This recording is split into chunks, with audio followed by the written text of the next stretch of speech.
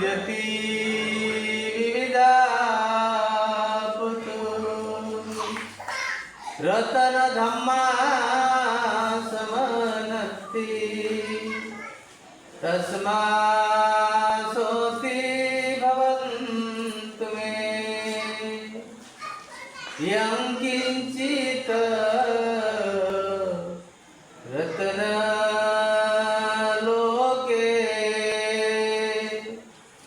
विजति विदापुतु रतन संघा समनत्ति तस्मा सोति भवन्तु मे। महाकारुणे त्रिलोकपाल तथागत भगवान बुद्ध, परमपूज्य बोधिसत्व डॉक्टर बाबासाहेब आंबेडकर, क्रांती सूर्य ज्योतिबा या महामानवांच्या चरणी कोटी कोटी प्रणाम।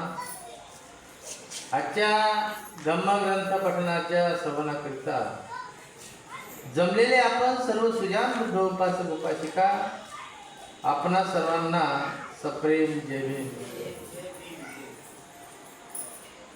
500 ब्राह्मणांची धम्मदीक्षा आपण काल पाहिली। भगवंतांनी उपाली नावाच्या नाव्यात सुद्धा धम्मदीक्षा दिली, हा विषय सुद्धा आपण पाहिला। आता राजगृह या ठिकाणी सुनीत नावाचा एक भंगी होता। सुनीत आणि तो त्या राजगृह या नगरामधलं साफसफाई करण्याचं काम करतो। भगवंत एक दिवस त्या नगरामध्ये आले आणि भगवंत नगरामध्ये रस्त्याने जात असताना सुनीत आपलं काम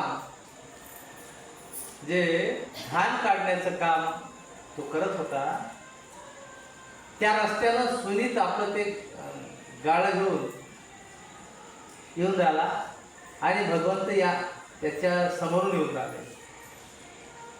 सुनीताला आपल्या त्या दशेची जी दशा होती त्याची तो खिन्न झाला की आता भगवंत समोरून आले, मी काय करू। आणि म्हणून त्यानं काय केलं, एका भिंतीच्या आडोशाला ते त्याचं जे जोखंड होतं ते गाळं होतं ते असं उलट केलं आणि तो त्या गाळाच्या आड लपला। भगवंत आले, जपला सुनीत।